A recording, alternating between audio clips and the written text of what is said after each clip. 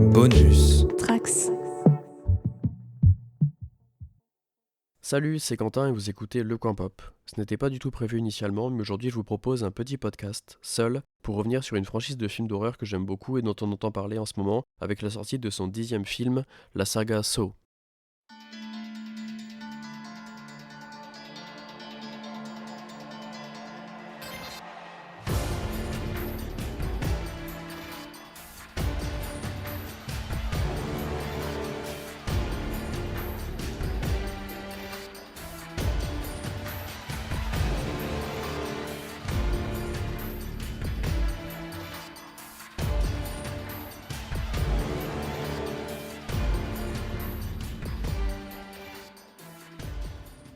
Je pensais d'abord vous proposer un gros podcast avec des invités pour revenir sur une saga d'horreur culte pour Halloween comme j'avais fait l'an dernier, mais je me suis mal organisé et mes invités de l'an dernier, Romain et Mylène, sont déjà pas mal occupés en ce moment avec leur superbe nouveau podcast Jumpscare et avec le calendrier de la vente d'Halloween de la chaîne YouTube de Mylène, Welcome to Primetime Beach.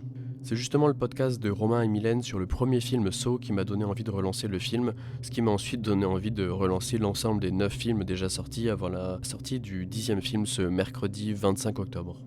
C'est quand même une franchise qui paraît un peu ringarde, je dois l'admettre, mais c'est une franchise avec laquelle j'ai grandi. Le premier film m'ayant vraiment fasciné et terrifié à sa sortie, je crois que j'avais donc 13 ans à l'époque. J'ai ensuite vu chacun des films de cette franchise en salle à partir du 3e du coup. Le but ici sera de revenir sur chacun des films dans l'ordre de leur sortie, qui n'est pas l'ordre chronologique, mais j'y reviendrai tout à l'heure. Pour ceux et celles qui aimeraient voir le 10e film sans avoir vu les précédents, ou pour se remettre un peu dans le bain si besoin, même si honnêtement, en fait c'est pas vraiment nécessaire, puisque ce nouveau film se place chronologiquement entre le premier et le second film. Saw est donc une série de films d'horreur qui mélange la torture, le gore, le film policier, les enquêtes type thriller. C'est une franchise qui est produite par Lionsgate et Twisted Pictures, qui a été fondée pour la sortie de Saw 1, et qui comprend à ce jour donc 10 longs métrages, et qui se base initialement sur un court métrage de James Wan et Leigh Whannell. James Wan étant devenu un des réalisateurs producteurs les plus rentables de nos jours pour le meilleur et pour le pire, avec par exemple Insidious, Fast and Furious 7, Conjuring, Aquaman ou Malignant. Whannell, lui, c'est un scénariste, c'est le scénariste de l'ensemble des films Insidious. Plus récemment, il a réalisé et écrit les films Insidious 3, Upgrade et Invisible Man. Le premier opus de la saga Saw sort donc en 2004. Il obtient un succès critique et commercial qui va vraiment dépasser les attentes initiales. Du coup, de nombreuses suites sont lancées au rythme d'un nouvel opus par an jusqu'en 2010, où la saga va s'arrêter temporairement avec Saw 3D, avant de reprendre en 2017 avec le film Jigsaw, et là depuis ça va suivre un rythme de sortie beaucoup moins fréquent. La série est centrée sur le personnage de John Kramer, alias Jigsaw, tueur en série qui souffre d'un cancer en phase terminale et qui cible des personnes au comportement qu'il estime discutable. C'est des personnes qui gâchent leur vie dans la drogue, la criminalité, l'adultère, la cupidité ou la corruption. Et vu que lui est condamné à mourir sur le court terme, il va placer ses victimes dans des pièges qui sont destinés à les tuer à moins qu'elles n'arrivent à se libérer d'elles-mêmes, pour que, en cas de survie, cette expérience qui leur aura fait frôler la mort leur fasse prendre conscience de la chance qu'ils ont de vivre, de leurs erreurs, leur permettre d'être un peu réhabilités. Voilà tout le concept de la saga. Même si, on le verra tout à l'heure, vous verrez qu'en fait John Kramer n'apparaît que dans très peu de films sur l'ensemble des 10. C'est une des sagas horrifiques les plus lucratives, avec au total plus d'1 milliard de dollars au box-office mondial. Si les premiers volets sont quand même bien accueillis, le succès commercial s'accompagne par la suite de critiques très négatives sur les volets suivants. C'est une franchise qui a contribué à la popularisation du terme torture porn, qui est une catégorisation qui va quand même être rejetée par Wan et Whannell, qui voient plutôt la saga comme étant centrée sur le côté mystère, et dont la violence pour eux n'atteint pas le niveau d'autres représentants du genre en fait. Hello, Dr. Gordon. I want to play a game. Your aim is to kill Adam. Pour revenir rapidement sur le développement de la saga, on a d'abord en gros une trilogie si on veut, que je vois comme la trilogie de James Wan et Leigh Whannell, La franchise fait ses débuts sur une idée de Wan et Wanel, qui sont à l'époque fraîchement diplômés d'une école de cinéma. Ils disposent à l'époque d'un budget d'un peu plus d'1 million de dollars, et Saw 1 est tourné en seulement 18 jours. Wanel incarne Adam, l'un des personnages principaux du premier film. Le compositeur Charlie Clouser est engagé pour composer la musique du film et il restera sur les 9 autres films de la saga. Saw est présenté pour la première fois au Sundance Film Festival en janvier 2004, au cours duquel les droits de distribution du film sont achetés par Lionsgate. A l'époque, le distributeur prévoyait une sortie directement en vidéo, mais les réactions étaient tellement positives lors du festival que ça va les convaincre de pouvoir donner une sortie cinéma au film. Le succès commercial du premier film est vraiment immense, avec 100 millions de dollars au box-office, ce qui va donner tout de suite le feu vert pour une suite dès le premier week-end d'exploitation. Mais à l'époque, Wan et Wanel sont alors en train de bosser sur un autre film, Dead Silence, pour Universal Pictures. En parallèle, le réalisateur et scénariste Darrell Lynn Bousman propose un script de projet de film appelé The Desperates, qui va être rétorqué par plusieurs studios à ce moment-là, parce qu'en fait, il est estimé comme étant trop violent, et en fait, il ressemble trop à Saw justement. On y retrouve des personnages piégés dans une maison abandonnée. Les 3 producteurs du premier film Saw décident quand même de garder ce script et de l'utiliser comme base pour Saw 2. Ils vont engager Bousman comme le réalisateur. Wanel va remanier le scénario de manière à vraiment intégrer ce film dans l'univers de Saw. Le film est tourné avec un budget de 4 millions de dollars et va sortir donc en octobre 2005, seulement un an après le premier. Le succès commercial du deuxième opus pousse Twisted Pictures à demander tout de suite un 3e volet, mais à l'époque ni Bousman, ni Wan, ni Wanel ne veulent poursuivre. Et à l'époque, un des 3 producteurs de la saga, Greg Hoffman, décède en décembre 2005, et ça va les pousser quand même, en hommage à ce dernier, à quand même vouloir boucler la boucle de ce qu'était à l'époque une trilogie, et donc de bosser sur un 3e film. Wan et Wanel écrivent donc le scénario, et Bousman reviendra à la réalisation. Le film est tourné en mai-juin 2006, et dispose cette fois d'un budget de 10 millions de dollars. On a ensuite les suites de Patrick Melton et Marcus Dunstan. Même si le personnage de Jigsaw décède dans le 3e film, les 2 producteurs de la saga, Berg et Cools, commandent quand même un 4e film, mais cette fois Wanel est catégorique, il ne reviendra pas à écrire de nouveaux films pour la franchise. Ils vont donc chercher de nouveaux scénaristes, et c'est Marcus Dunstan et Patrick Melton qui vont écrire un scénario. Scénario qui va s'étaler sur 3 films de manière à faire une nouvelle 2e trilogie, dont cette fois l'antagoniste est en fait le complice de Jigsaw, qui n'a pas encore été révélé, mais qui va être Mark Hoffman, nommé donc en hommage au producteur dont je parlais tout à l'heure, Greg Hoffman. Toujours avec Darren Lynn Bousman à la réalisation, le film est tourné en avril-mai 2007 et sort comme ses prédécesseurs pour Halloween de cette même année. Bousman refuse quand même de diriger les films suivants. C'est donc le production designer David Hackel qui va réaliser le 5e opus, puis le monteur de la saga Kevin Gruttertz qui va réaliser le 6e film. Ils vont à chaque fois suivre le même schéma de production, tournage au printemps et sortie pour la fin octobre de cette même année, avec un film chaque année. Alors que 2 suites sont finalement planifié après Saw 7, toujours avec le duo Dunstan-Melton à l'écriture. En fait, l'échec du 6e opus au box-office va vraiment pousser Berg et Cools, les 2 producteurs, à préférer un ultime film pour conclure la saga. Ils vont donc à ce moment-là mixer les scénarios de Saw 7 et Saw 8, ce qui donne un Saw 7 vraiment condensé en termes d'écriture. On en reparlera tout à l'heure quand je détaillerai chaque film. Saw 7 qui du coup à l'époque est tourné en 3D et ce qui va poser d'énormes contraintes sur le tournage parce que en fait c'était une technologie qu'ils ne maîtrisaient pas du tout à l'époque. Ce qui va d'ailleurs pousser le budget à 20 millions de dollars à l'époque en raison du coup de tournage en 3D. Cette fois le film est tourné de février à avril 2010 et donc Saw 3D, 2 points chapitre final, terminera donc pour un temps en tout cas la saga en octobre 2010.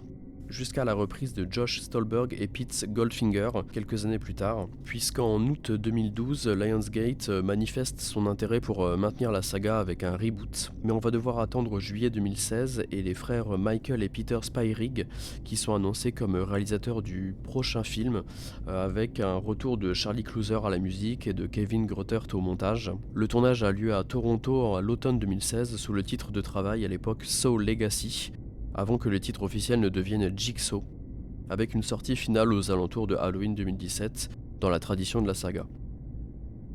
Le succès du film est suffisant pour qu'un 9e opus soit mis en chantier juste après, en avril 2018, toujours avec Goldfinger et Stolberg au scénario. Ils commencent à écrire un film centré uniquement sur le personnage de Jigsaw, mais sont interrompus par les producteurs Berg et Cools, parce que Chris Rock suggère à ce moment-là une idée de scénario pour étendre la franchise en dehors du personnage de Jigsaw. Son idée est retenue et les deux scénaristes doivent ajuster le script sur lequel ils étaient en train de travailler, alors que Chris Rock obtient de pouvoir jouer le rôle principal, donc du personnage de Ezekiel Banks, protagoniste du film, annoncé comme un spin-off qui va se dérouler dans le même univers que les 8 films précédents, qui va donc s'appeler Spiral : l'héritage de Saw en français. Il était d'abord prévu pour mai 2020, mais la pandémie va repousser le film qui sortira finalement en mai 2021. En octobre 2021, Cools annonce que 2 scénarios sont en développement, un pour Saw 9 et un autre pour Spiral 2. En août 2022, un 10e film est annoncé avec à nouveau le duo Stolberg-Goldfinger à l'écriture. Kevin Guthart est également annoncé comme réalisateur, signalant son retour derrière la caméra, alors que le chouchou Tobin Bell reprendra cette fois son rôle de Jigsaw. Le film est tourné sous le nom de production Saw X à partir de novembre 2022 à Mexico. L'écriture de film avait en fait commencé dès janvier 2018 sous le nom Saw : John Kramer, mais le projet avait suspendu quelques années après la suite de la mise en production de Spiral. The newspapers started calling him the Jigsaw Killer. Looks like our friend Jigsaw likes to book himself front row seats to his own sick little games. You could be the one who put me in this room! We're gonna have to work together if we want to get out of here.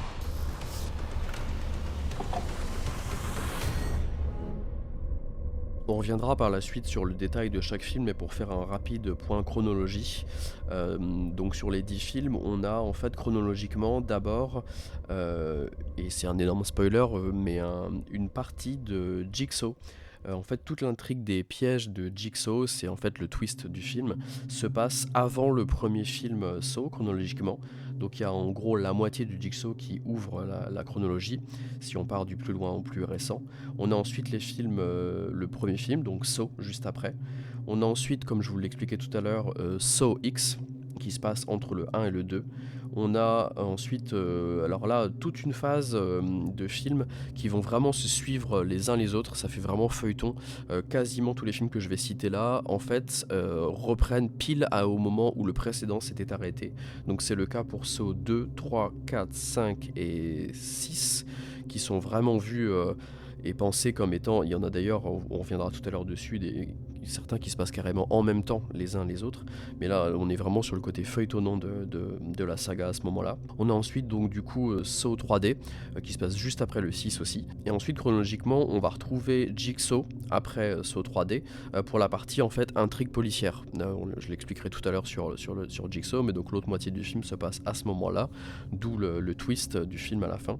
Et ensuite chronologiquement on a Spiral qui donc se passe là le plus loin dans la temporalité. Je vous propose maintenant de passer sur la grosse partie du podcast, durant laquelle je reviendrai sur l'ensemble des films de la saga dans leur ordre sorti, et je vous détaillerai chacune de leurs intrigues. C'est forcément full spoilers, et je vais essayer d'être à la fois le plus détaillé mais aussi le plus concis possible pour pas que ça ne dure non plus 2-3 heures. Ce qui vous permettra de pouvoir briller en société en pouvant dire que vous connaissez tout sur la saga Saw sans forcément avoir vu ou sans devoir revoir les films ensuite. Du coup on commence tout de suite avec Saw 1, donc sorti en 2004. Most people are so ungrateful to be alive. Not you. Not anymore. To overcome something, you have to understand what a perfect engine it is. He doesn't want us to cut through our chains. He wants us to cut through our feet. Dans une salle de bain désaffectée, le photographe Adam Stanheight et le docteur Lawrence Gordon se réveillent au coin opposé d'une pièce, enchaînés par leurs chevilles à des canalisations. Une horloge indique 10 heures. Au milieu de la pièce, un corps est allongé sur le sol dans une mare de sang tenant un revolver et un magnétophone. Lawrence et Adam trouvent dans leur poche des cassettes sur lesquelles est écrit « Play Me ». Après avoir enclenché les cassettes, celle d'Adam lui indique qu'il doit s'échapper de la salle de bain, et celle de Lawrence l'informe qu'il doit tuer Adam avant 18h, faute de quoi son épouse et son fils seront tués, et il sera laissé pour mort dans cette pièce. Il trouve ensuite des scies à métaux, qui ne sont pas assez solides pour couper leurs chaînes, mais assez pour couper leurs jambes. Lawrence comprend que le ravisseur est le tueur au puzzle, Jigsaw. Il n'assassine jamais directement ses victimes, mais les met dans des situations qui les poussent à le faire elles-mêmes. Son idée est que ses victimes survivent à l'épreuve avec une meilleure appréciation de la vie. On apprend que le tueur a fait plusieurs victimes par le passé. Paul, suicidaire, se retrouve piégé dans une énorme cage de fils barbelés avec plusieurs petits chemins pour s'enfuir, au prix de sérieuses coupures auto-infligées, mais il n'a que 2 heures avant que la trappe du bâtiment ne se referme. Mark, un imposteur, se réveille dans une petite pièce sombre dont le sol est parsemé de verres brisés, puis apprend qu'un poison lent lui a été injecté et qu'une substance inflammable recouvre sa peau. Il doit chercher sur les murs d'une pièce sombre la bonne combinaison pour ouvrir la boîte renfermant l'antidote en l'éclairant avec une bougie, mais il sera retrouvé brûlé vif à la suite d'une mauvaise manipulation de la bougie. Une jeune femme prénommée Amanda est dépendante à la drogue. C'est la seule survivante de Jigsaw. Elle est piégée par un piège à ours inversé dont elle se libère avec une clé trouvée dans le corps de son compagnon de cellule qu'elle a dû éventrer vivant. Lors d'un flashback, on voit que le Dr Gordon est soupçonné par la police d'être un tueur en série car un stylo lui appartenant est retrouvé sur les lieux d'un crime précédent. Mais Gordon avait un alibi. Il avait une liaison avec une de ses étudiantes. Tandis que Lawrence et Adam cherchent des solutions alternatives pour ne pas se trancher les pieds ni s'entretuer, Zepp Hindle, aide-soignant à l'hôpital où officie Lawrence, se rend au domicile de Lawrence où il ligote l'épouse Allison et la fille Diana. Un flashback montre que Zepp était présent quand Lawrence a parlé avec quelques étudiants au sujet d'un vieux patient, John Kramer, atteint d'un cancer du cerveau inopérable. Durant les discussions entre les deux prisonniers, Zepp les surveille par un système de caméra. Auparavant, le policier David Tapp et son partenaire Steven Singh étaient à la poursuite de Jigsaw et avaient découvert son repère. Sur place, ils ont trouvé un homme sur le point d'être tué par le tueur au puzzle, qui réussit à s'échapper. Se lançant à sa poursuite, Singh est tué par un piège et Tapp grièvement blessé à la gorge par Jigsaw. Aujourd'hui, Tapp a quitté la police et il enquête seul sur Jigsaw, obsédé par l'idée de venger son partenaire Steven. Il traque le Dr Gordon et surveille sa maison occupée par Zepp. Dans la salle de bain, Lawrence trouve un téléphone portable qui peut seulement recevoir des appels ainsi que des cigarettes. Adam et Lawrence se rappellent ensuite leur enlèvement. Ils ont été attirés dans un guet-apens et étourdis par quelqu'un portant un masque à la tête de porc qu'on appellera Mr. Piggy, figure emblématique de la saga. Lawrence reçoit un appel de sa femme Allison qui, prisonnière du tueur, l'avertit qu'Adam en sait plus que lui sur l'histoire. Le photographe explique alors qu'il avait été payé par Tapp pour suivre et photographier Lawrence et lui montre une pile de photographies qu'il a trouvées avec les scies à métaux. Adam remarque la présence de Zepp sur une photo prise de la maison de Lawrence. Il en déduit que l'aide-soignant est le responsable de leurs enlèvements. À ce moment-là, Adam s'aperçoit que les 8 heures se sont écoulées. Pendant ce temps, Allison parvient à se libérer de ses liens et se défend au moment où Zepp est sur le point de l'exécuter. Tapp, qui surveillait la maison, s'y introduit après avoir entendu des coups de feu. Zepp tire sur Tapp et court pour tuer Lawrence, qui, par téléphone, entend les coups de feu et les cris. Incapable d'atteindre le téléphone et désespéré d'aider sa famille, il utilise la scie à métaux pour découper son pied et tire sur Adam avec le revolver du cadavre, utilisant une balle qui était cachée avec sa cassette. Zepp pénètre dans la pièce des deux prisonniers et y trouve Lawrence en larmes, disant qu'il a rempli sa part de contrat en tirant sur Adam. Zepp se dirige vers le photographe en disant qu'il faut que le jeu se termine, mais avant que Zepp puisse réagir, Adam, laissé pour mort, se relève. Bagarre entre les deux hommes. Adam s'acharne sur Zepp, qui succombe. Lawrence, couvert de sang et amputé du pied, quasi mort, rampe alors lentement hors de la pièce, promettant à Adam de revenir avec de l'aide. Après le départ de Lawrence, Adam recherche dans les poches de Zepp une clé pour se libérer de ses chaînes. Mais, twist, il trouve un autre magnétophone. Adam apprend que Zepp était seulement un autre pion dans le jeu du tueur au puzzle et comprend qu'il a tué un innocent. Il entend alors un gémissement derrière lui et, se retournant, voit se relever le corps placé au milieu de la pièce depuis le début du film. Il s'agit de John Kramer, le tueur au puzzle. John dit à Adam que la clé de sa chaîne était dans la baignoire dans laquelle Adam s'est réveillé quand le film a commencé. Mais la clé est descendue dans le drain avec l'eau. Adam atteint le pistolet de Zepp, mais John l'assomme avec un choc électrique.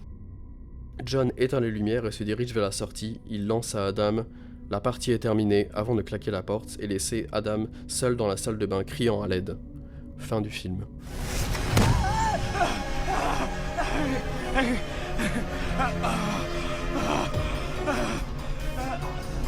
Most people are so ungrateful to be alive. But not you. Not anymore.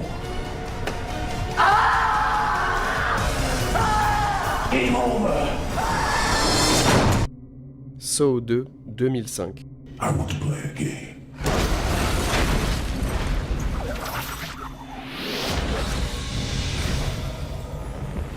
Greetings and welcome. Right now, you are breathing in a deadly nerve agent. The only way out is to find an antidote. One is inside the safe. You all possess the combination in the back of your mind. Let the game begin. Le film s'ouvre avec Michael, un informateur de police se trouvant attrapé dans un piège mortel créé par Jigsaw. Un message vidéo l'informe qu'un casque plein de clous a été fermé à clé autour de son cou et se refermera sur sa tête à moins qu'il ne trouve la clé à temps. Michael réalise que la clé est implantée derrière son œil droit. Il trouve un scalpel près de lui, mais il ne peut se résoudre à découper son propre œil. Quand le temps est terminé, le dispositif se ferme et le tue immédiatement. Après une dispute avec son fils adolescent rebelle Daniel, le détective Eric Matthews est appelé sur la scène du crime de Michael. D'après les indices qui ont été laissés pour lui, il peut localiser exactement le repère de Jigsaw dans une usine abandonnée. Vous verrez qu'il y a beaucoup d'usines abandonnées dans cette franchise. La police fouille le bâtiment et trouve Jigsaw affaibli par son cancer. Près de lui, un ensemble d'ordinateurs montre 8 personnes emprisonnées dans une maison mystérieuse remplie de gaz neurotoxiques mortels. Parmi elles, Daniel et Amanda, la seule survivante connue de Jigsaw, vue dans le film précédent. Matthews discute avec Jigsaw afin d'essayer de gagner du temps pour que l'équipe technique arrive à temps et trouve d'où provient le signal vidéo. Les 8 personnes dans la maison ont commencé à chercher des antidotes pour se protéger du gaz neurotoxique qu'elles respirent. L'une d'elles est tuée par une porte piégée peu de temps après le début des recherches. Par la cassette audio, un autre déduit que leur lien commun est la prison. Après avoir trouvé une cave secrète avec un cadavre dedans, on apprend que c'est Obi, l'un des 8 prisonniers, qui les a enlevés. Obi est brûlé vif en essayant de récupérer 2 antidotes dans un four. Plus tard, le groupe trouve un puits rempli de centaines de seringues hypodermiques avec une clé liée à un antidote cachée parmi elles. Xavier, la victime prévue par Jigsaw, jette Amanda dans le puits afin qu'elle recherche la clé à sa place. Amanda trouve la clé, mais leur temps est terminé, si bien que la porte à l'antidote ne s'ouvre pas. En même temps, Jigsaw explique à Matthew pourquoi il est devenu tueur. Il lui indique que les victimes emprisonnées dans la maison sont des criminels que Matthews a capturés avec de fausses preuves. Si l'identité de son fils Daniel est découverte, ce dernier sera en grand danger. Xavier, ayant abandonné les autres, se rend compte qu'un chiffre de la combinaison du coffre-fort est écrite sur la nuque de chacune des victimes. Après avoir tué Jonas dans un combat, il commence à rechercher des chiffres sur les nuques des 4 autres, qui entre-temps ont découvert l'identité de Daniel. Laura meurt de l'explosion de gaz et les bras d'Addison sont emprisonnés dans une boîte en verre aux ouvertures bordées de rasoirs pendant qu'elle essaye d'attraper un antidote. En parallèle, Matthews perd patience et attaque violemment Jigsaw, le forçant à l'amener dans l'immeuble où se trouve son fils et les autres personnes. Pendant qu'ils partent, l'équipe technique suit leur signal GPS et la police se dirige aussi vers la maison. Dans celle-ci, Xavier poursuit Amanda et Daniel dans un sous-sol. Ce sous-sol caché mène à la salle de bain du premier film où se trouvent les corps d'Adam et de Zep et le pied du docteur Gordon, maintenant décomposé. Amanda remarque que Xavier n'a aucun moyen de trouver son propre numéro derrière sa nuque, mais Xavier, pour ne pas avoir besoin d'Amanda, se découpe lui-même la nuque pour connaître son numéro. Daniel tranche la gorge de Xavier avec une des scies chirurgicales du premier film. L'équipe des policiers arrive à l'endroit du signal vidéo, mais, twist, ce n'est pas la même qui a été montrée sur les moniteurs dans le repère de Jigsaw. Les événements montrés sur les moniteurs depuis le début ont eu lieu il y a plusieurs heures ou même plusieurs jours, dans une maison identique. Atteignant la maison correcte, Matthews entre dans la salle de bain et ne trouve rien. Il reçoit une injection de sédatif dans la jambe de quelqu'un déguisé en Mr. Piggy. Au repère abandonné, un temporisateur expire et un coffre-fort s'ouvre, révélant Daniel, muni d'un masque à oxygène. Matthews se réveille enchaîné par la cheville à la canalisation de la salle de bain. Une bande audio, se trouvant à côté de lui, indique qu'Amanda l'a emprisonné ici. Dans un flashback, on apprend qu'elle est en fait la complice de Jigsaw et non un de ses sujets, à l'inverse d'Eric Matthews. Ce qui expliquerait son immunisation au gaz, mais également sa fausse victimisation quand elle a fait semblant de ne pas trouver la clé de la porte à temps. La seringue vide du coffre-fort a été utilisée pour sauver Daniel. Amanda apparaît alors et lui dit « La partie est terminée » avant de fermer la porte de la salle de bain, laissant Matthews seul dans l'obscurité. Elle donc a repris l'œuvre de Jigsaw afin que le jeu se poursuive.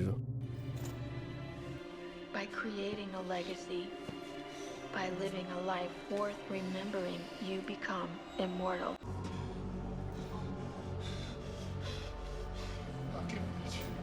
Game over. I'll fucking kill you! You fucking bitch! You fucking bitch! I'll fucking kill you! No!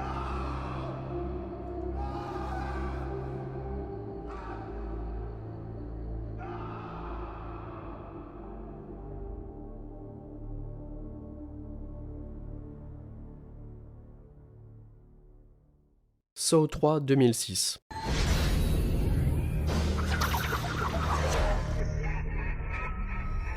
Live or die.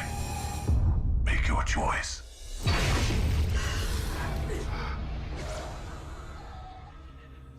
Le film commence directement après les événements de Saw 2, alors qu'Eric Matthews vient d'être enfermé par Amanda dans la salle de bain du premier film. Il essaie également de se scier la cheville, mais choisit de se briser le pied pour enlever la chaîne. Peu après, un homme est retrouvé tué par un piège voué à l'échec. Se libérer des chaînes prises dans sa chair et sa mâchoire et sortir de la pièce avant qu'une bombe n'explose, mais la porte de sortie était en fait soudée. Enfin, la détective Alison Kerry, collègue de Matthews, se fait tuer par un autre piège. Prendre la clé dans un bocal d'acide pour se libérer d'un harnais qui lui arrache la cage thoracique. Elle réussit à récupérer la clé et l'utilise, mais reste attachée et juste avant de mourir, elle aperçoit l'apprenti de Jigsaw venu regarder sa mise à mort par la machine. Dans un hôpital, le docteur Lynn Denlon est enlevé pour être amené à Jigsaw très mal en point. Amanda lui installe un collier qui lui fera exploser la tête à l'instant où John Kramer mourra. Lynn procède à quelques examens rapides, décide de l'opérer au cerveau pour diminuer sa pression cérébrale, et envoie Amanda chercher les instruments nécessaires. Pendant ce temps, Jeff se réveille dans une caisse en bois et trouve un message de Jigsaw. Rongé par son obsession de venger son fils mort dans un accident 3 ans auparavant, Jeff en a oublié son couple et sa fille, et le tueur veut lui apprendre le pardon. La première épreuve consiste à sauver une jeune femme, témoin de la mort du fils de Jeff, mais ayant refusé de témoigner. Elle est nue dans un compartiment frigorifique et aspergée d'eau, et Jeff doit simplement la libérer en prenant la clé au fond de la salle. Quand il s'y résout, il est trop tard. La seconde épreuve débute dans la salle suivante. Jeff y découvre le juge qui avait été chargé du jugement du chauffard responsable de la mort de son fils. Le magistrat est prisonnier au fond d'une cuve qui se remplit de porcs qui se font broyer au fur et à mesure. Pour trouver la clé, il doit brûler les peluches de son fils et la chercher dans les cendres. Cette fois-ci, il sauve le juge à temps. Alors que Lynn pratique l'opération du cerveau de Kramer, Amanda fuit et se remémore les débuts de sa collaboration avec Jigsaw. Comment elle a enlevé Adam Stenheit, aidé à la mise en scène du premier film, puis achevé le photographe et affronté Eric Matthews avec son pied blessé alors qu'il s'échappait de la salle de bain. Dans une nouvelle salle, le juge et Jeff trouvent l'homme responsable de la mort du jeune fils. L'homme est attaché à une machine qui va lui tordre les bras, puis les jambes et enfin la nuque. La clé est retirée à un fil qui tirera une charge de chevrotine en direction de celui qui l'enlèvera, avec le risque d'être touché. Devant la souffrance du jeune homme, Jeff se résout à prendre la clé, mais c'est le juge qui prend la décharge en pleine tête, et l'homme est finalement tué par la machine. John Kramer, opéré avec succès par Lynn, demande à Amanda de libérer cette dernière, mais Amanda refuse. John lui annonce qu'elle-même était encore testée après qu'elle lui installait des pièges destinés à tuer sans échappatoire ce qu'il a su. Il voulait lui offrir une dernière chance pour qu'elle prenne sa relève. Alors que Lynn entend du bruit et tente de s'échapper, Amanda lui tire dessus, et Lynn tombe dans les bras de Jeff qui riposte en tirant dans le cou d'Amanda. John révèle alors à Amanda agonisante que Jeff et Lynn sont mariés et étaient les parents de Dylan, l'enfant tué. Jeff était réfugié dans la névrose obsessionnelle et le désir de vengeance, et elle dans la dépression et l'adultère. Jigsaw informe ensuite Jeff qu'il peut faire venir une ambulance, mais il doit passer un test pour que Jeff lui pardonne. Mais Jeff, dans un mouvement de fureur, lui tranche la gorge avec une scie circulaire. Avant de mourir, John déclenche un dernier magnétophone, informant Jeff de son échec et qu'il vient de condamner Corbett, sa fille, à une mort par asphyxie dans une salle qu'il est seul à connaître. Quand l'électrocardiogramme annonce l'arrêt du cœur de Jigsaw, le collier de Lynn s'enclenche, la tuant sur le coup.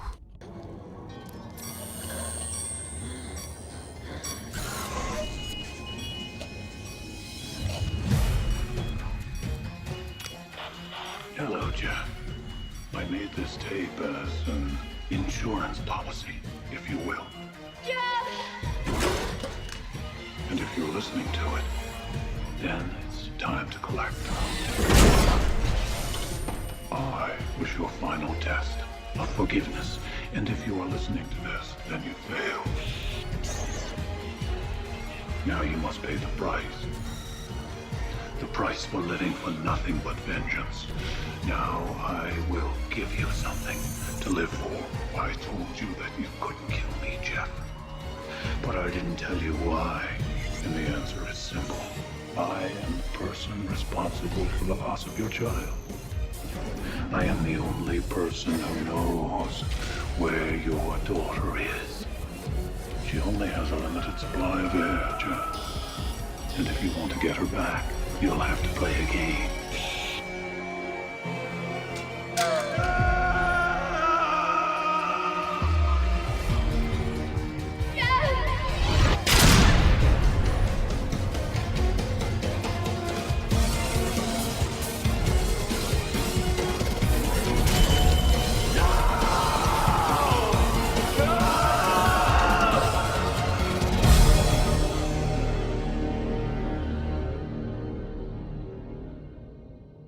Après le décevant Saw 2 et le très bon Saw 3, je vous propose de passer à Saw 4, sorti en 2007, qui, en quelque sorte, lance une nouvelle trilogie, la trilogie Melton et Dunstan mentionnée tout à l'heure.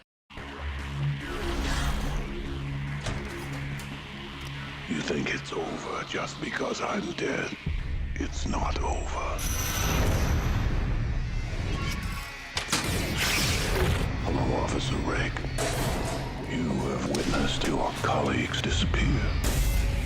Tonight, I give you the opportunity to save everyone. Welcome to your rebirth. Le film s'ouvre sur l'autopsie de John Kramer. Une micro-cassette est trouvée dans son estomac. Le lieutenant Mark Hoffman, un des personnages principaux de la saga, est appelé pour écouter la bande, qui l'informe qu'il sera lui aussi testé. On passe ensuite à un mausolée, dans lequel Trevor et Hart sont enchaînés à un gros treuil. Les paupières de Trevor sont cousues entre elles, tout comme les lèvres de Hart, rendant entre eux toute communication impossible. On apprendra par la suite qu'Hart est un avocat, ce qui est important dans l'histoire. Lorsque le treuil commence à tourner et qu'Hart et Trevor commencent à être entraînés, Trevor, en paniquant, attaque Hart, qui tue Trevor pour récupérer une clé dans le collier que portait ce dernier. Dans un flashback, Hart trouve 2 objets posés à son intention dans le mausolée. Un message enregistré de Jigsaw et une enveloppe contenant des instructions. Plusieurs jours ont passé depuis que la détective Allison Carey a disparu. La police découvre le cadavre de la jeune policière toujours accrochée au harnais du piège qui l'a tuée dans Saw 3. Après avoir averti le lieutenant Daniel Rigg pour son entrée impromptue par une porte sans garantie, Hoffman est présenté à un agent masculin du FBI, Stram, et à sa collègue féminine, Perez, qui, déduisant qu'Amanda, l'apprentie de Jigsaw, avait besoin d'aide pour créer le piège de Carey, ce qui tendrait à laisser penser qu'il existe un second complice au meurtre en plus d'Amanda. La soirée qui suit, Rigg est attaqué dans sa maison et Hoffman disparaît. Une bande vidéo informe Rigg que Matthews est en fait encore vivant et qu'il dispose de 90 minutes pour le sauver, et que la vie de Hoffman est en jeu aussi. Il subit alors sa première épreuve dans laquelle il trouve une femme appelée Brenda. Jigsaw lui conseille de la laisser et lui a laissé un message sur le mur. « See what I see », voyez ce que je vois. Quand Rigg enlève le masque de porc placé sur le visage de Brenda, il déclenche un dispositif et un piège commence à déchirer lentement le cuir chevelu de celle-ci. Il réussit à la libérer. À sa surprise, elle l'attaque parce que Jigsaw lui avait dit que Rigg était là pour l'arrêter et que la seule manière de l'en empêcher était de le tuer. Il la jette dans un miroir et part pour trouver l'emplacement de son prochain essai. Plus tard, Stram, Perez et la police entrent dans l'appartement et trouvent Brenda morte. Rigg arrive à un motel. Il voit que sur la porte d'une pièce est écrit « Feel what I feel », « Ressentez ce que je ressens ». Sa deuxième épreuve consiste à enlever le directeur Ivan, qui est un violeur en série. Irrité en voyant des vidéos et des photos de crimes d'Ivan placées par Jigsaw et ses complices, Rigg force Ivan à entrer dans un piège en le menaçant d'un pistolet, qui lui donne l'option entre avoir ses yeux crevés et s'en sortir vivant ou être sauvagement démembré. Ivan ne s'étant crevé qu'un seul œil, ses membres sont déchirés et jetés à travers la salle. La troisième épreuve de Rigg se déroule dans une école où Rigg a frappé un homme appelé Rex, qui a maltraité son épouse Morgan et sa fille Jane. Il voit qu'il est écrit « Save as I save », « Sauve comme je sauve ». Dans une salle, Rigg découvre que le même mari et son épouse sont empalés dos à dos avec plusieurs longues tiges en métal. Les tiges sont placées de telle façon qu'elles traversent les points circulatoires essentiels du corps de Rex, mais des points non essentiels pour elle. Si elle a le courage d'enlever les tiges, son mari abusif saignera et il mourra, mais elle survivra, tandis que si elle ne fait rien, elle saignera à mort. Avant que Rigg trouve le couple, elle a retiré toutes les tiges sauf une seule, mais est entrée en état de choc par suite de la perte de sang. Elle se réveille soudainement et Rigg lui indique qu'elle doit se sauver.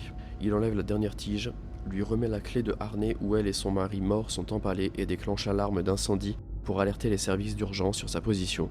Puis il part. Stram et Perez arrivent sur les lieux. Ils découvrent que toutes les victimes ont été défendues par Hart, qui est également l'avocat de Jill Tuck, l'ex-femme de John Kramer, autre personnage très important de la saga. Un pistolet utilisé pour insérer les tiges dans Rex et Morgan est actionné par un photographe et une lance tue une policière. Stram et Perez trouvent Billy, la fameuse marionnette de Jigsaw, dans le bureau, entourée par des bougies. Perez a trouvé une cassette qui indique que Stram prendra bientôt la vie d'un homme innocent, et que sa prochaine étape est critique, puis se met à chuchoter quelque chose d'incompréhensible. Ignorant l'avertissement, Perez s'approche du visage de Billy pour mieux entendre, quand soudainement, son visage explose et la blesse avec un shrapnel. Elle est évacuée vers un hôpital dans un état critique. Furieux, Stram interroge Jill Tuck, qui raconte l'histoire de John/Jigsaw. Elle était enceinte dans le passé d'un garçon baptisé Gideon, d'après le premier projet de construction de John. Mais le bébé a été perdu quand Cecil, un drogué, commit un vol dans la clinique qu'elle dirigeait et l'a blessé par mégarde au ventre, provoquant une fausse couche. Elle et son mari ont donc divorcé. Après avoir appris qu'il avait un cancer et qu'il ne lui restait que très peu de temps à vivre, John a tenté de se suicider. Il a échoué et psychologiquement profondément changé. John a ensuite enlevé Cecil et l'a placé dans un piège.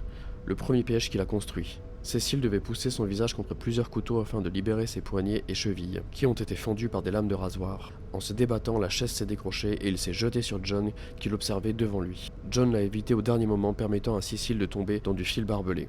Compte tenu de l'histoire de Jill, Stram pense à l'usine de viande ayant pour panneau Gideon. Stram arrive à l'entrepôt mais il se perd, et accidentellement, il suit Jeff Reinhardt, l'une des victimes de Saw 3. Twist, les événements de ce film et ceux de Saw 3 se déroulent en même temps. Rigg, pendant ce temps, approche de son épreuve finale. Dans la prochaine salle, il y a Hart qui surveille Matthews et Hoffman. Matthews se tient sur un bloc de glace et est enchaîné autour de son cou, tandis que Hoffman est attaché sur une chaise avec un électrode dans ses pieds. Chacune d'eux est posée sur le bord d'une balance équilibrée. Si Matthews glisse de la glace, il sera pendu et le poids de Matthews viendra vider l'eau sur les pieds de Hoffman, l'électrocutant. Une fois que le timer de 90 minutes sera écoulé, Hart pourra pousser un bouton pour sortir de la pièce avec les deux autres victimes, mais si la porte est ouverte avant que le temps ne soit écoulé, la tête de Matthews sera écrasée entre les deux blocs de glace et Hoffman mourra avec lui. Voyant Rigg s'approcher de la porte de la salle, Matthews essaye de l'avertir de ne pas entrer mais sans succès, puis lui tire dessus avec un pistolet fourni par Hart. Rigg ouvre quand même la porte une seconde avant la fin du compte à rebours, libérant les blocs de glace et tuant Matthews. Rigg, visé par Hart et pensant que celui-ci est complice de Jigsaw, le tue, en laissant tomber le magnétophone dans ses mains. La bande indique à Rigg qu'il a échoué dans son épreuve finale. Il n'a pas appris, lors des 3 épreuves précédentes, qu'il ne fallait pas aider les sujets. Car si leur salut dépendait apparemment de lui, ceci allait totalement contre la règle du jeu définie par Jigsaw. Chaque victime devait en fait se libérer d'elle-même de son piège pour y trouver son salut, et non pas par une aide extérieure, quelle qu'elle soit. Les phrases écrites sur les murs étant reprises dans les messages de Jigsaw, on peut donc déduire que ces phrases étaient destinées à incriminer Rigg de la mort des victimes. Preuve pour les enquêteurs que Rigg est le second complice de Jigsaw qui a tout fait pour l'inculper dans la mort d'Allison Kerry. L'agent Strahm sera donc convaincu que Rigg était recruté par le tueur au puzzle. En écoutant la bande, Rigg apprend également qu'il ne pouvait pas sauver tout le monde et que sa rapidité et son obsession ont tué Matthews et Hoffman. Mais, twist, contre toute attente, Hoffman se libère de sa chaise parfaitement indemne, révélant ainsi être l'autre apprenti de Jigsaw et laisse Rigg sur le sol agonisant. Pendant ce temps, Strahm trouve Jeff qui vient juste de tuer John Kramer et de voir mourir sa fan Lynn. Jeff, par peur, pointe son âme sur Strahm en lui demandant de manière agressive où est sa fille, mais, par peur, Strahm tue Jeff. Hoffman l'enferme à clé dans la chambre avec les cadavres de John/Jigsaw, de Jeff, d'Amanda et de Lynn. Le film se termine avec l'autopsie de Jigsaw, prouvant que l'autopsie a eu lieu après les événements de ce film. Film globalement assez moyen mais avec une superbe fin, et un des meilleurs twists de la saga selon moi. I said fucking die! What is wrong with that dude? You fucking did this! Oh, you You idiots. fucking No, did this! Jigsaw's testing you! You fucking piece of shit! Put your fucking hands where I can see it! Put your fucking hands where I can see it! Jigsaw's fucking testing Fucking you! move! I promise that my work will continue. That I have ensured. By hearing this tape, some will assume that this is over, but I am still among you. You think it's over just because I am dead. It's not over. The games have just begun.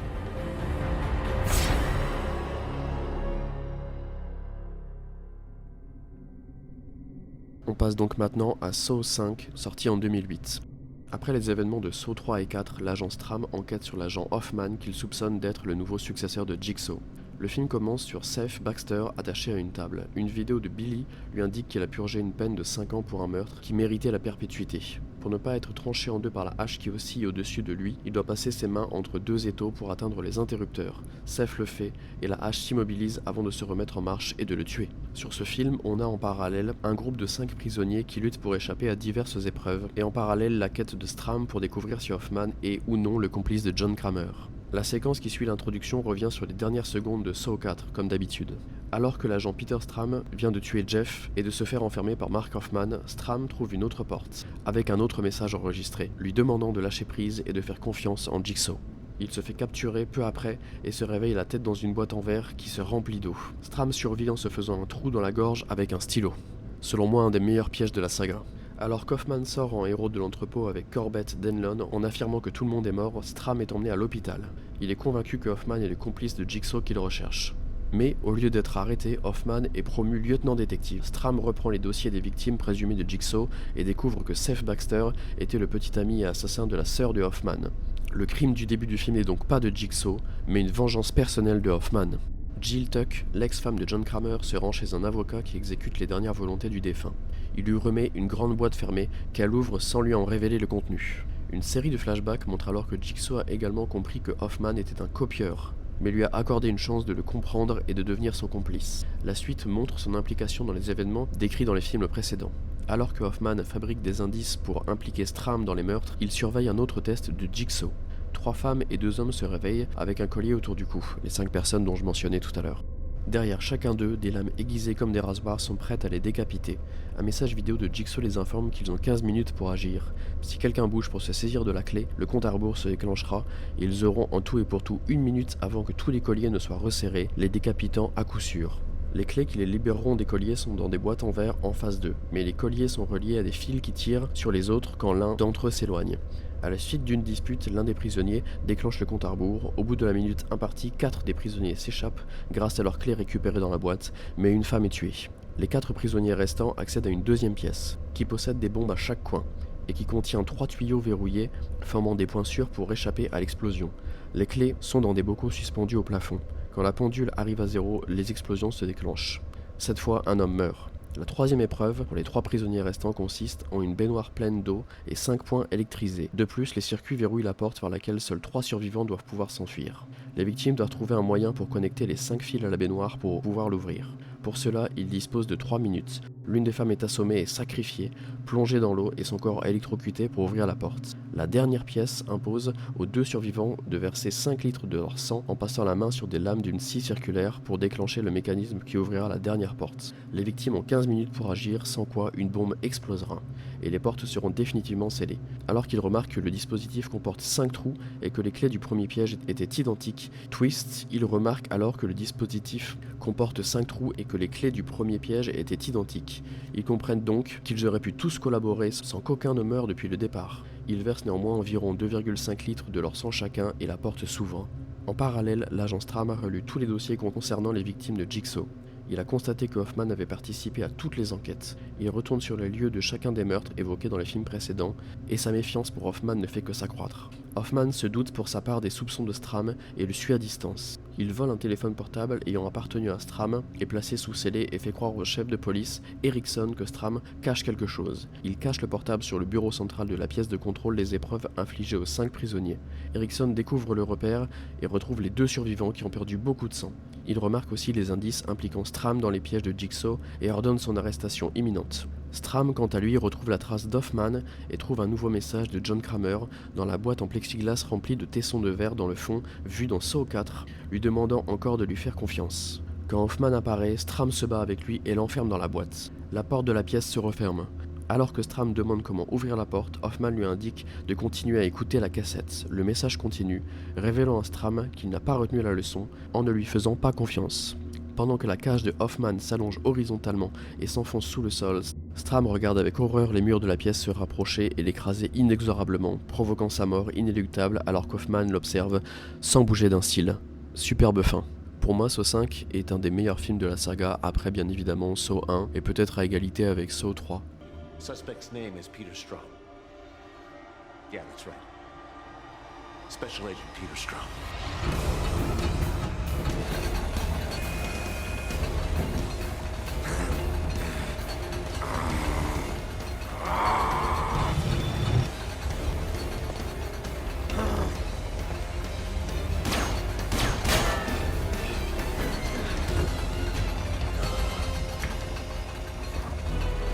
Come here to stop it, you son of a bitch! I know who you are! I know!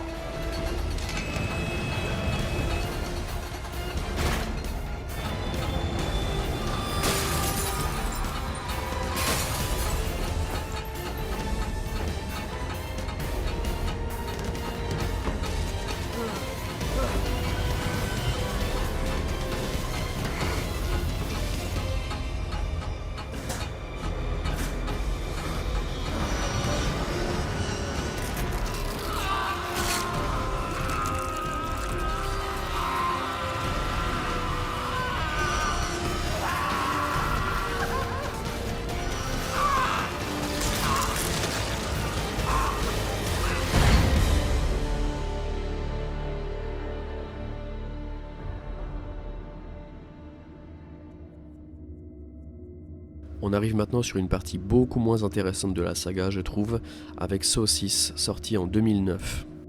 L'agent spécial Peter Strahm est mort et le détective Hoffman s'impose alors comme le légataire incontesté de l'héritage du tueur au puzzle.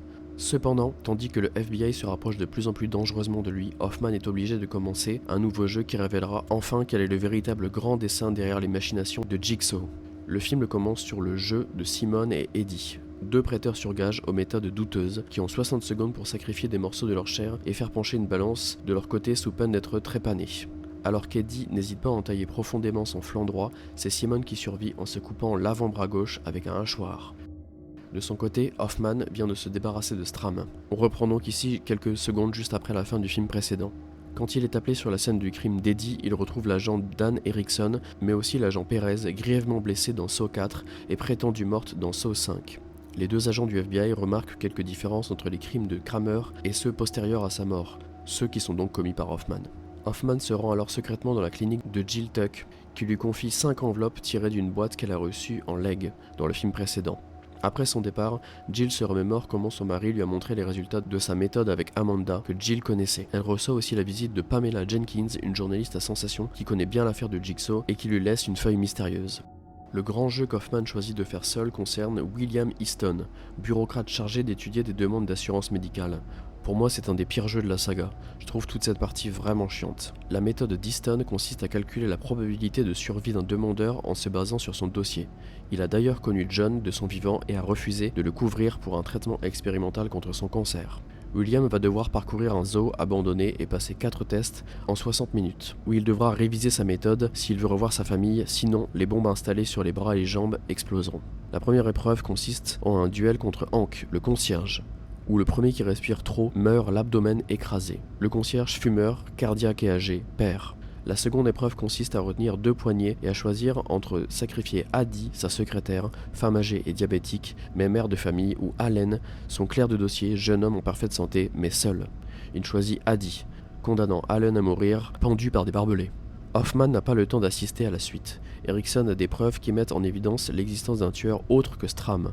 En effet, sur les empreintes laissées, des traces de fréon ont été trouvées. De plus, la lame utilisée pour les prélèvements de peau est différente. Erickson veut donc décoder la cassette retrouvée sur la scène du crime de Seth Baxter dans Saw 5, tué en réalité par Hoffman avant qu'il ait rencontré Jigsaw, pour avoir la voix du tueur. Pendant ce temps, la journaliste Pamela, qui a été droguée et enlevée, se réveille dans une pièce du zoo, avec une vue sur Tara et Brent. Ces derniers sont une mère et un fils qui s'interrogent sur l'interrupteur et un bidon d'acide dans la pièce.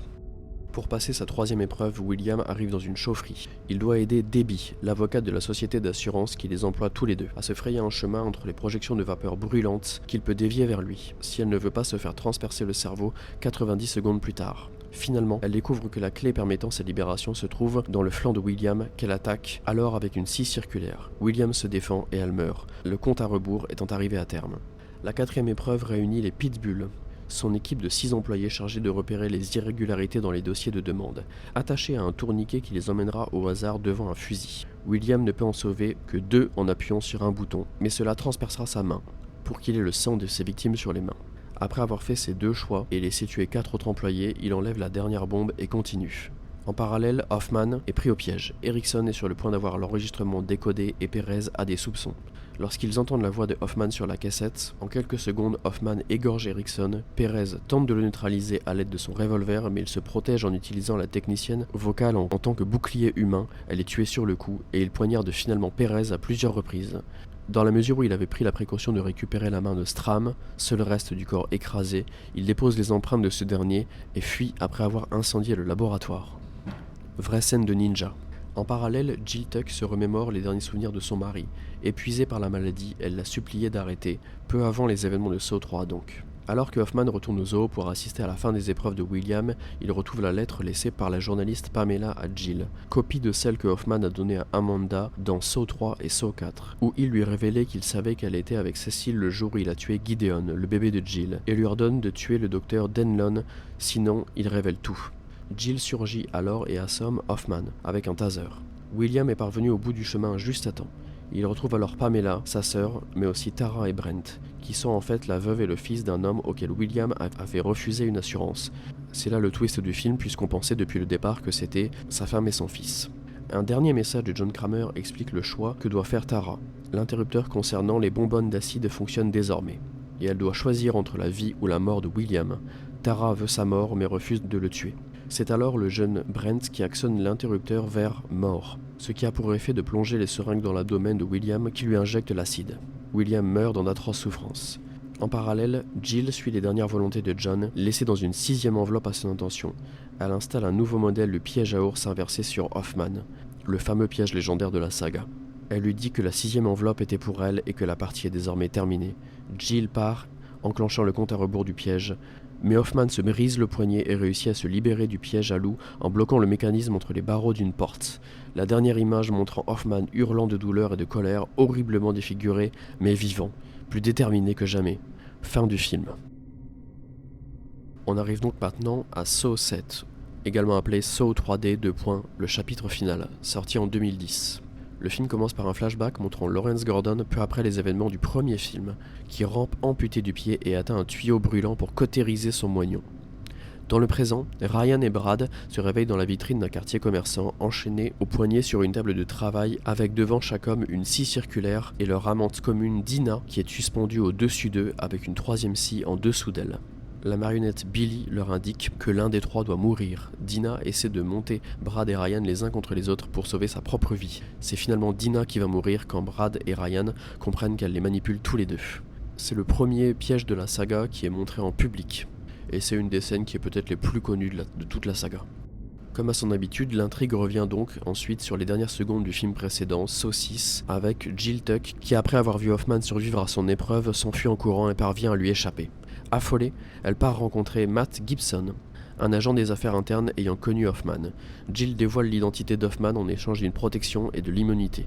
Elle reste terrorisée et rêve que Hoffman la capture et la tue en l'attachant à un rail sur lequel un engin finit par la découper en morceaux. Pendant ce temps, Hoffman continue de mettre ses jeux en place. L'un des jeux dans un garage abandonné consiste à punir 4 personnes, 3 hommes et une femme de leur racisme, dont Chester Bennington. Me demandez pas pourquoi. L'un d'eux, assis dans une voiture surélevée, a la peau du dos et des bras collés au dossier du siège sur lequel il se trouve. La jeune femme est attachée avec du fil barbelé allongé sous la voiture, la tête sous l'une des roues. Un deuxième homme est attaché à un poteau de métal, la tête, la mâchoire ainsi que les bras entravés par de longues chaînes reliées à l'arrière de la voiture. Enfin, le troisième homme est attaché à une porte dans la trajectoire directe de la voiture. En hurlant pour appeler à l'aide, Evan, le jeune homme prisonnier de la voiture, enclenche la radio du véhicule qui lui annonce qu'il peut sauver ses amis qui l'ont suivi dans ses opinions racistes et xénophobes. Evan a 30 secondes pour arracher la peau de son dos et atteindre un levier qui coupera le moteur de la voiture, lequel s'enclenche à la fin de l'enregistrement. Alors qu'il est sur le point d'y arriver, le compte à rebours arrive à 0 et la voiture, dont les roues tournent désormais à plus de 80 miles à l'heure, s'abaisse et écrase la tête de la jeune femme. Lancé, le véhicule lui passe sur le corps, arrache la mâchoire et les bras du deuxième homme, écrase et sectionne en deux l'homme attaché à la porte. Emporté dans son élan, la voiture s'encastre plus loin contre un autre véhicule et Evan est projeté par le pare-brise, mourant sur le coup. Une des scènes les plus risibles de la saga. Hoffman capture Bobby Dagen, un gourou qui a fait fortune en faisant croire qu'il avait survécu à un piège de Jigsaw. Dagen est enlevé après avoir organisé une réunion filmée avec quelques survivants des pièges de Jigsaw, réunion à laquelle le docteur Gordon intervient et réapparaît d'un coup comme si on était dans un Marvel et semble se moquer des exploits de Dagen. Pendant que la police enquête sur la disparition de Dagen et sur le piège du garage, Hoffman envoie une vidéo à l'agent Gibson lui demandant de lui livrer Jill Tuck s'il veut que le jeu s'arrête. Celle-ci est placée sous protection et enfermée dans une cellule d'un quartier de haute sécurité. Le jeu de Dagen commence. Attaché dans une cage suspendue au-dessus de pics, il doit se balancer et se laisser tomber au-delà des pics en passant par le dessous de la cage dont le fond est tombé plus tôt.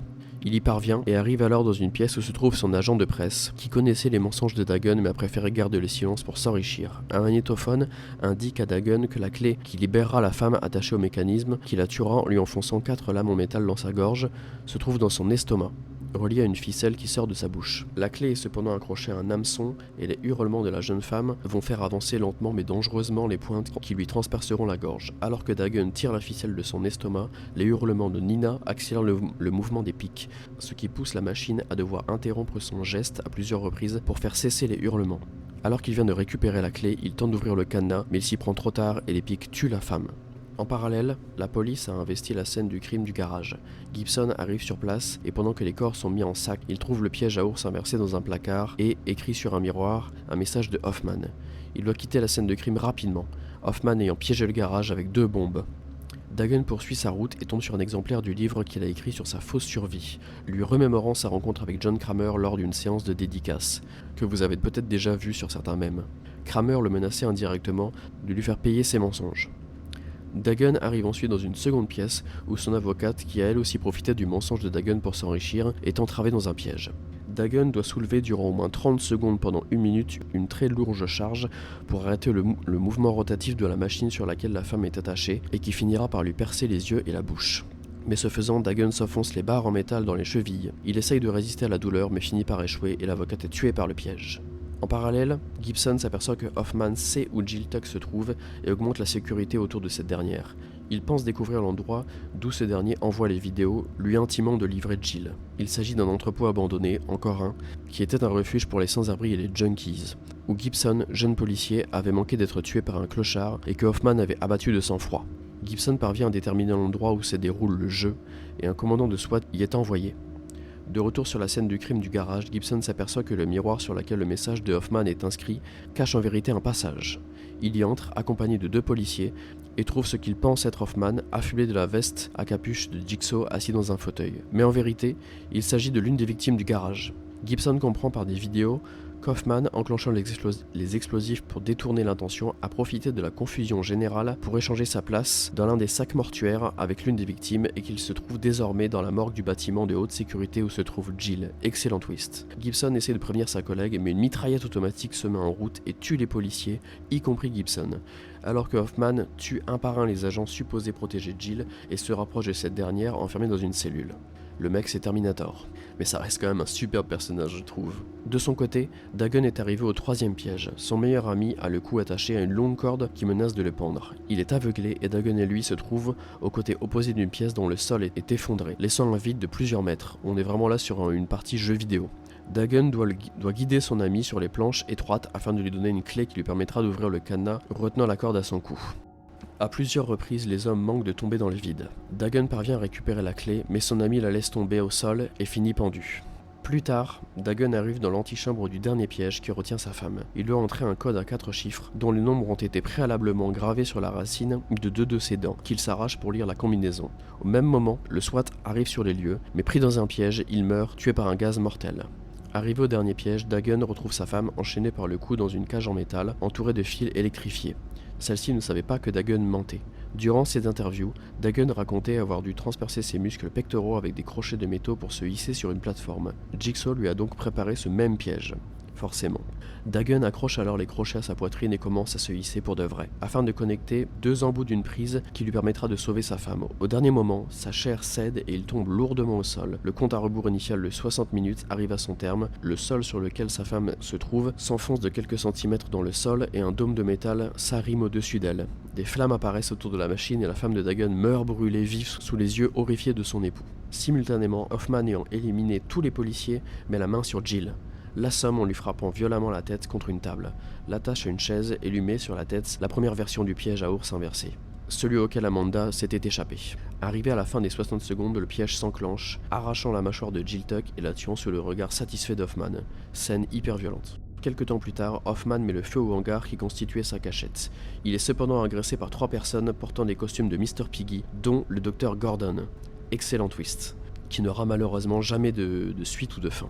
Gordon suivait les instructions de John pour reprendre les devants après la mort de Jill. Gordon attache Hoffman dans la salle de bain du premier film, jette la scie et s'en va en refermant la porte, laissant Hoffman hurler à l'aide après avoir injurié Gordon.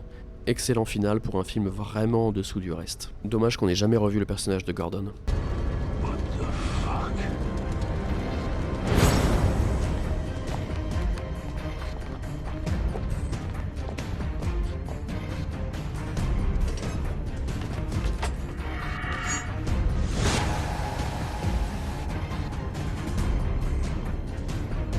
Hello, Dr. Gordon. You are perhaps my greatest asset.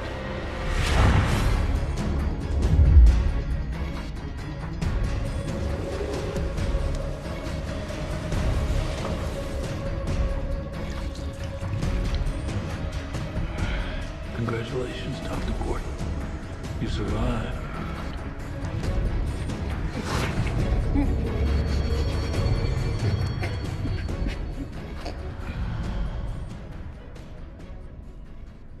J'espère que vous ne m'en voudrez pas si je ne fais que passer très rapidement sur le prochain film Jigsaw, sorti donc en 2017, premier des 2 spin-offs de la saga, qui sont maintenant un peu plus recanonisés au sein de la franchise, avec la sortie de Saw 10 qui vient marquer le fait que du coup Jigsaw est potentiellement vu comme étant maintenant Saw 8 et Spiral Saw 9, mais dans tous les cas, je vois Jigsaw comme un film un peu à part. Jigsaw est donc réalisé par Michael et Peter Spyrig et sortira donc en 2017, c'est le 8e film de la série qui relancera la saga au cinéma après 7 ans d'absence.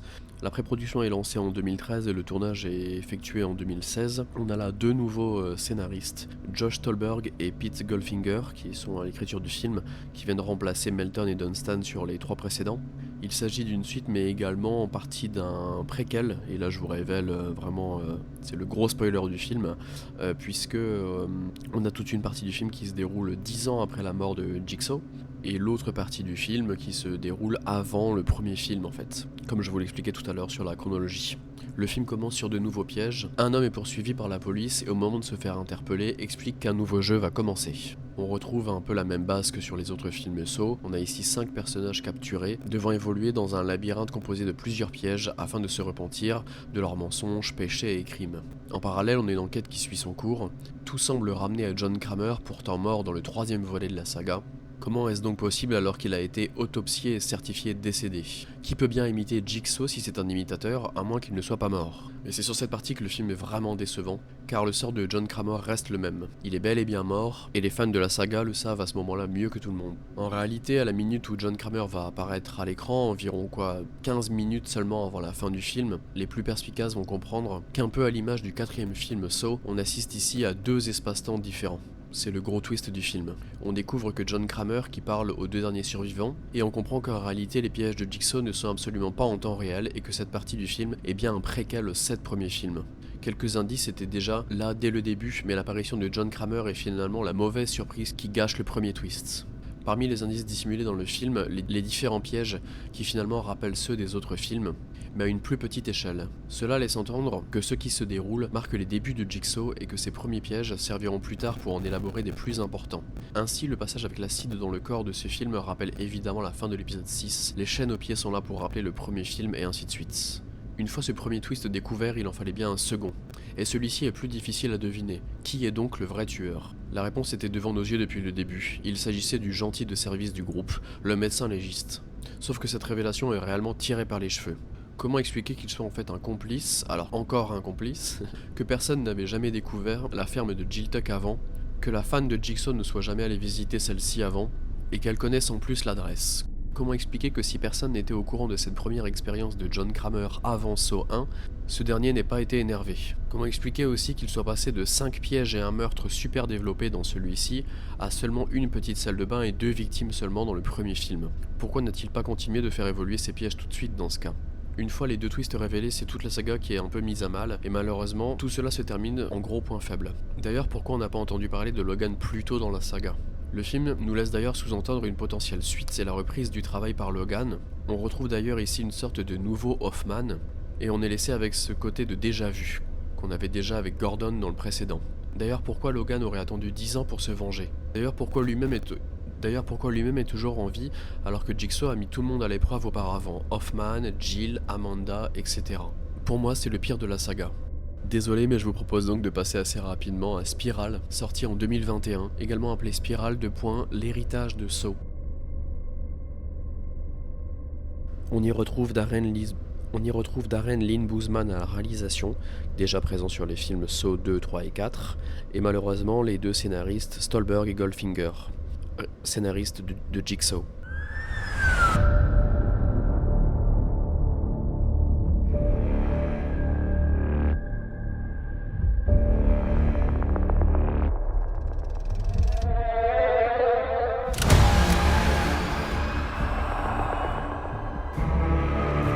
Whoever did this has another motive. They're targeting cops.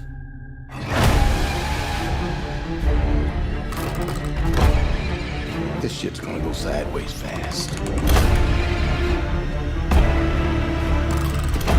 Someone's out there pulling all the strings.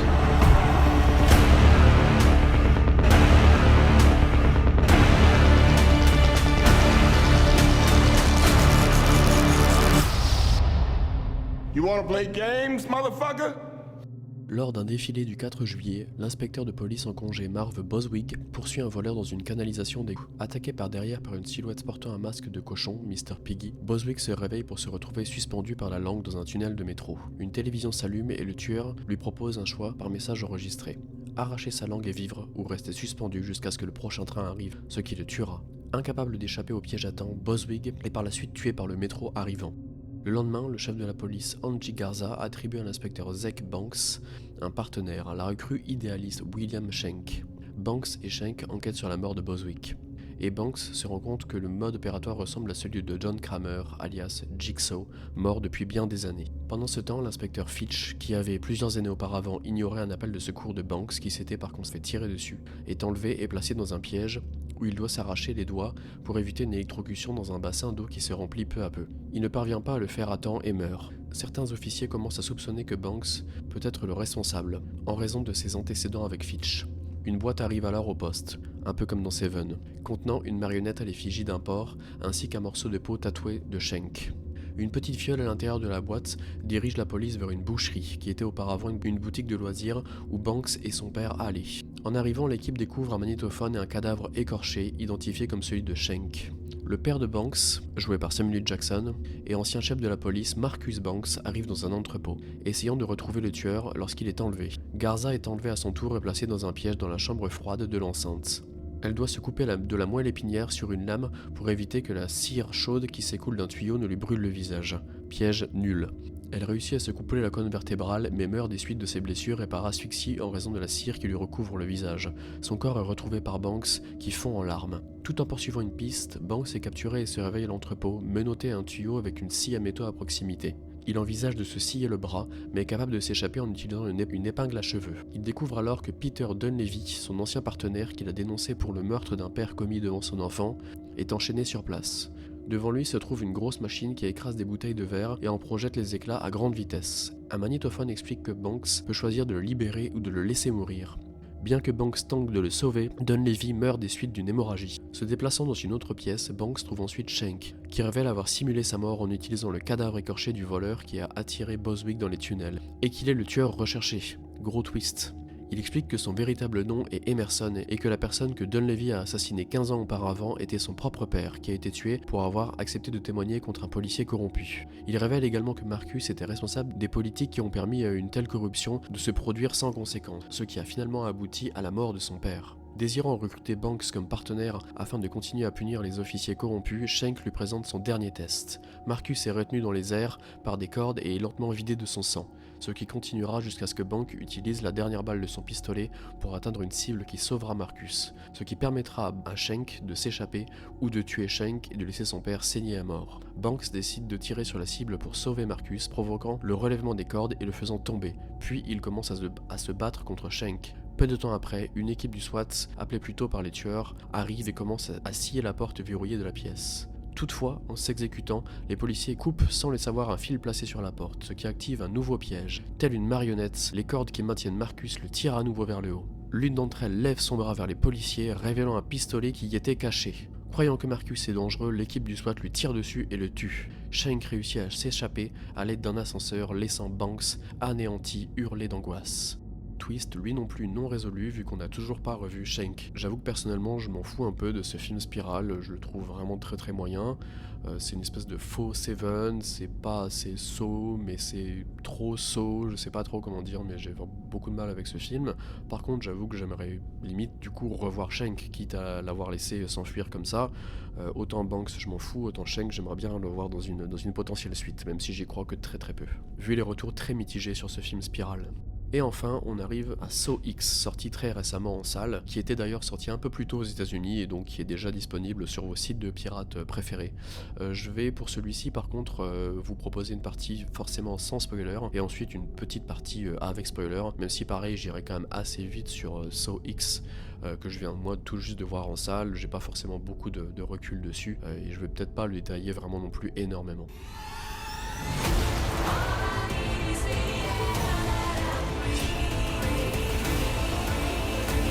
Live or die, the choice is yours.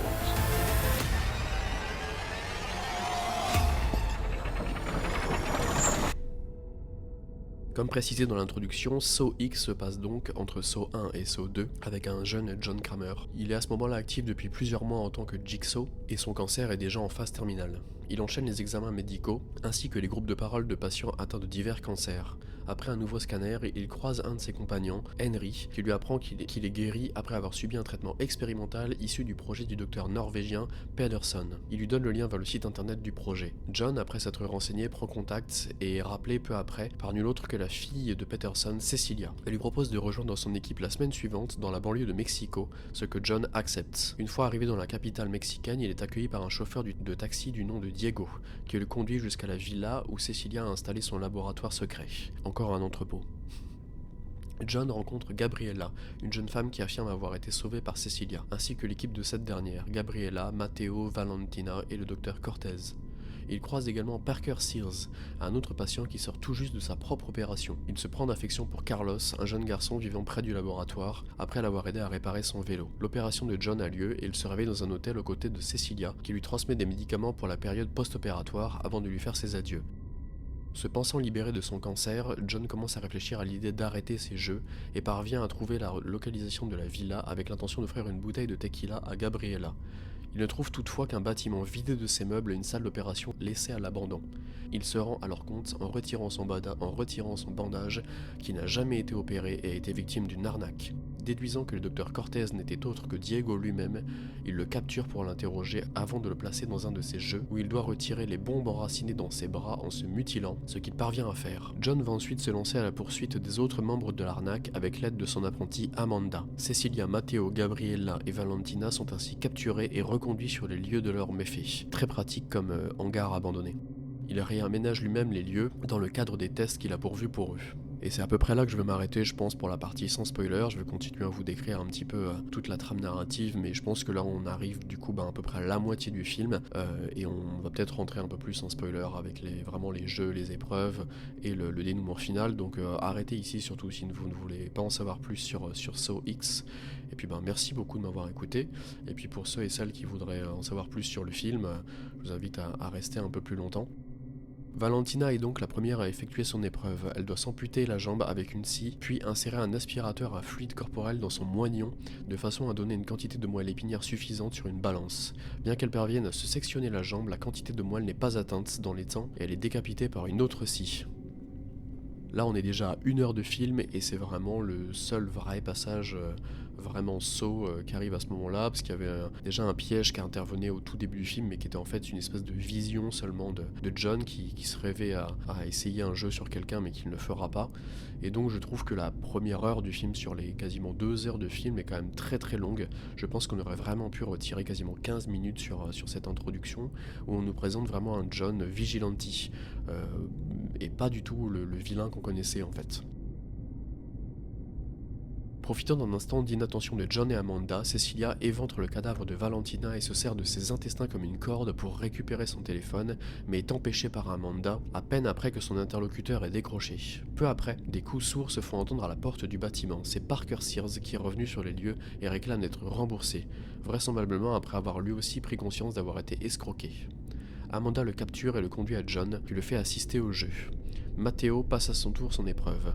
Réaliser lui-même une opération crânienne et prélever un morceau de son cerveau pour obtenir la clé qui le libérera. Il réalise le douloureux prélèvement, mais la dissolution du tissu cérébral ne termine pas à temps et Matteo est tué par un masque chauffé à blanc qui se referme sur son visage.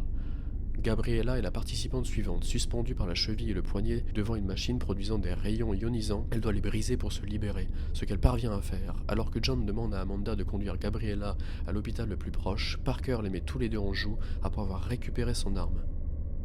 Il leur ordonne de libérer Cecilia. Twist, il se révèle alors être son amant, il fait également partie de l'arnaque. C'était lui qu'elle avait essayé de contacter juste avant par téléphone. Cecilia exécute froidement Gabriella et impose à John de s'attacher lui-même dans le piège qui lui était réservé. Entendant à l'extérieur Carlos jouer au football et ayant noté l'affection portée par John au jeune garçon, elle va le chercher et l'oblige à participer comme opposant au vieil homme. Le piège démarre et chacun se trouve alors allongé au bord d'une balançoire à bascule avec du sang versé sur leur visage qui les noie progressivement. Cecilia et Parker retournent à la salle de contrôle pour récupérer l'argent de leur escroquerie, mais en récupérant le sac, la salle se verrouille et le piège de John et Carlos s'arrête.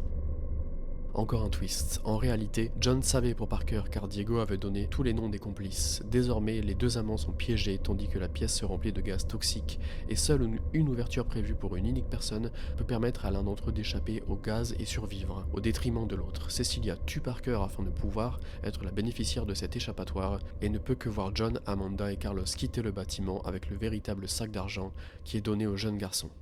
Fin du film. On a ensuite une scène post-générique que j'ai trouvé vraiment très très sympa, qui arrive au tout début du générique, qui se situe dans une salle de bain désaffectée, forcément. On y retrouve le personnage de Henry du début du film, qui se réveille avec les mains enchaînées au plafond avec un piège destiné à lui lacérer le ventre. On l'avait vu avec une fausse cicatrice au ventre au début du film, parce qu'il faisait croire qu'il avait lui aussi été guéri grâce à cette opération miracle. Face à lui, on a John qui remercie le lieutenant Mark Hoffman qui fait son grand comeback. J'étais très très content de le retrouver à ce moment-là. Il le remercie de l'avoir aidé à retrouver Henry. Les deux hommes actionnent alors le piège de Henry qui hurle devant l'horreur de la situation. Le film se termine là-dessus. Je suis très content de retrouver Hoffman, j'espère qu'il pourra avoir une petite place dans une potentielle suite qui pourrait se passer du coup chronologiquement avant vu qu'il meurt, mais j'étais très content de revoir sa petite tête comme si c'était on était dans un Marvel avec une post-credit, c'est un personnage qui revient comme ça, qu'on n'attendait pas. Donc voilà, pour Saw X, dans les grandes lignes, dans le détail. La deuxième partie du film est plutôt sympa, j'ai bien aimé le dernier piège. Je trouve que le dernier twist est vraiment pas super du tout. C'est pas très très bien rythmé, je trouve le début un peu chiant. Visuellement, c'est plutôt joli vraiment pour du Saw, j'ai pas peur de le dire. Assez surpris de voir la façon dont on réinvente le personnage de John Kramer. Pas vraiment convaincu par cette Amanda qui du coup a l'âge d'aujourd'hui mais qui est censée jouer le personnage vraiment dans le passé. Je trouve ça un peu dommage. En termes d'écriture, c'est plutôt efficace. Pour les pièges, c'est plutôt pas mal quand même, j'avoue. Voilà, dans les grandes lignes pour Saw X, qui oui aussi a une musique vraiment très très sympa, je trouve. Et qui, je pense, à ce moment-là, en 2023, globalement, c'est un film qui est conscient de ce qu'il est, de ce qu'il peut faire, et il veut pas trop en faire. C'est beaucoup mieux réussi que Jigsaw, je trouve. Donc voilà, très curieux de savoir où va la franchise après ça, et donc voilà. Merci beaucoup. J'espère que ce podcast vous aura plu. C'était un peu différent de ce que je vous ai proposé l'année dernière pour Halloween, avec la saga Halloween, où j'avais du coup pu échanger avec d'autres invités. J'espère que c'était pas trop chiant ce format solo comme ça. J'ai essayé de condenser au maximum, d'entrecouper de différentes bandes annonces. J'espère que ça vous aura plu et merci beaucoup pour vos retours. Et puis on se retrouve un de ces quatre pour parler de Saw, si jamais il y a une suite, parce qu'il y aura forcément d'autres films, c'est sûr. Et merci Manu de me laisser encore une fois proposer ce genre de podcast un peu dingo. Merci beaucoup. Vous avez pu entendre quelques petites musiques aussi dans le fond, qui sont des musiques que j'ai récemment composées pour ce genre de besoin, sous mon nom Reiselpud, R-E-I-2-S-E-L-P-U-D, des musiques d'ambiance comme ça, que vous pouvez trouver sur toutes les plateformes disponibles. Merci, salut. Bonus. Trax.